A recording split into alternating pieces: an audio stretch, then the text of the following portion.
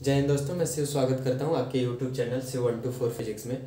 बउआ, इससे हम पढ़े थे फंडामेंटल फोर्सेस। 4 प्रकार के बल पाए जाते हैं फंडामेंटल फोर्सेस प्रकृति में हमारे। पहला है ग्रेविटेशनल फोर्स, दूसरा था इलेक्ट्रोमैग्नेटिक फोर्स, तीसरा है बुआ हमारा स्ट्रॉन्ग न्यूक्लियर फोर्स। सबसे पहले ये स्ट्रॉन्ग न्यूक्लियर फोर्स ये सामान्य जीवन में नहीं दिखाई देता है, ये न्यूक्लियस के अंदर होता है, यानी नाभिक के अंदर होता है बुआ। तो डिफाइन करेंगे तो the strong nuclear force is an attractive force between protons and neutrons that keep the nucleus together. जो स्ट्रॉन्ग न्यूक्लियर फोर्स होता है ये एक आकर्षण का बल होता है। किनके बीच होता है? प्रोटॉन्स और न्यूट्रॉन्स के बीच होता है, जिसके चलते जो न्यूक्लियस होती है, नाभिक होती है, वो अस्थाई होती है, यानी टूटती नहीं है।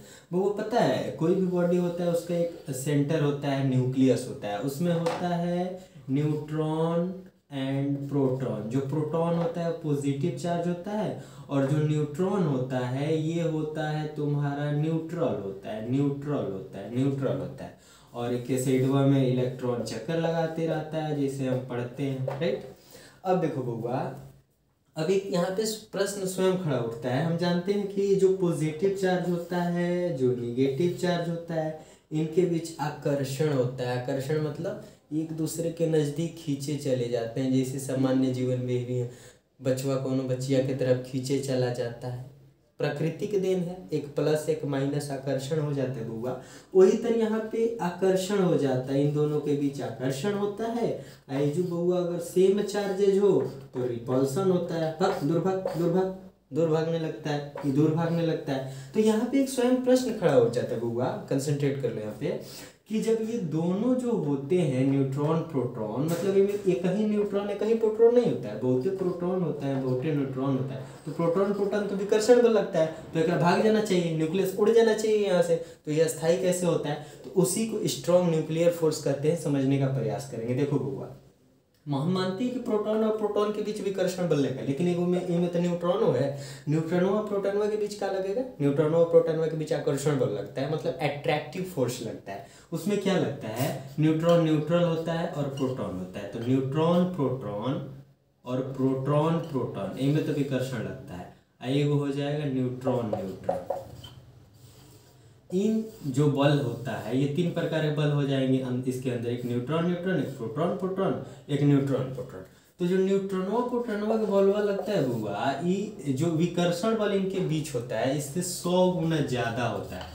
ये एक प्रकार का बल, इसके बारे में बताया पाकिस्तान के वैज्ञानिक अब्दुल सलाम ने कि नाभिक क्यों अस्थायी होता है, why nucleus stable, because the attractive forces between neutron and proton is 100 times greater than the repulsive forces between neutron neutron and proton proton.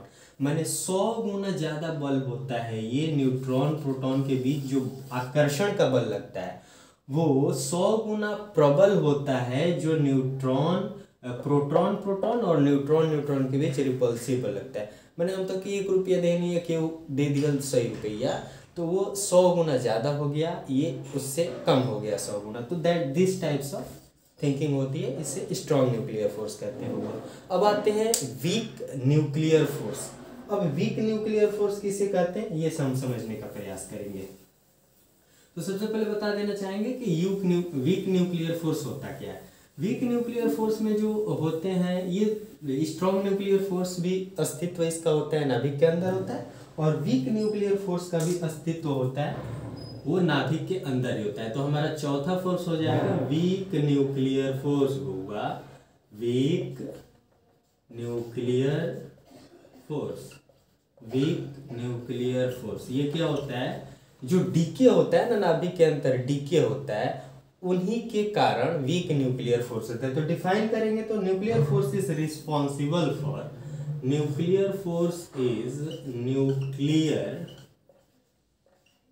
Nuclear force is responsible for, nuclear force is responsible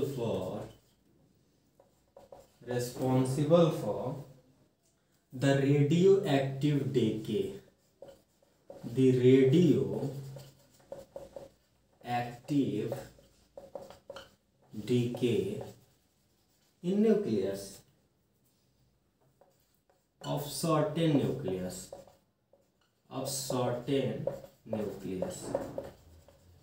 अब ये क्या होता है, nuclear force is responsible for the radioactive decay of certain nucleus. Radioactive decay होता है, यानी proton और neutron टूटते हैं, उनका विच्छेद होता है न्यूक्लियस के अंदर। न्यूट्रॉन और प्रोटॉन होते हैं, इनका विच्छेद होता है, ये टूट जाते हैं, उन्हें ही वीक न्यूक्लियर फोर्स कहते हैं।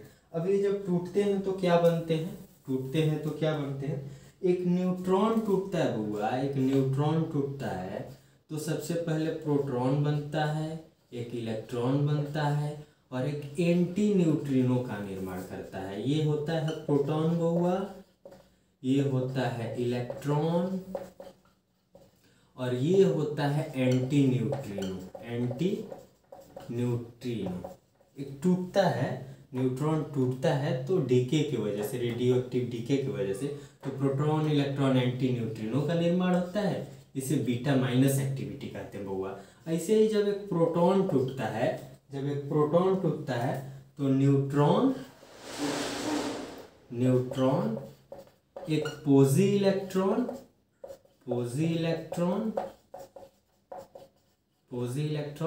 और एक न्यूट्रिनो का निर्माण होता है,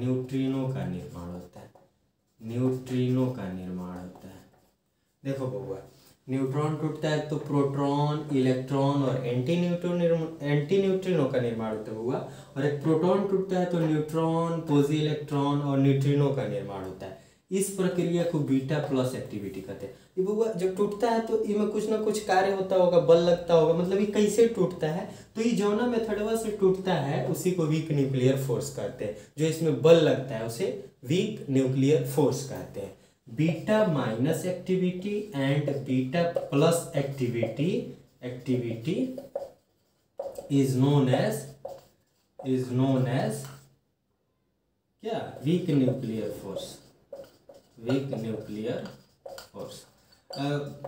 ये हमारा वो रहा 4 प्रकार के बल पाए जाते हैं। हमने सारी चीज़ें पढ़ी, gravitational force, electromagnetic force, strong nuclear force और वीक न्यूक्लियर फोर्स। ये 4 खत्म हो गई। अब हमारा जो फिजिकल वर्ल्ड है 11th का, उसमें क्या एक टॉपिक बच रहा है, लॉ ऑफ नेचर, यानी नेचर के जो नियम हैं वो क्या होते हैं, क्या कैसे रहते हैं। इसे नेक्स्ट वीडियो में पढ़ेंगे। जय हिंद दोस्तों, अपना ख्याल रखिएगा।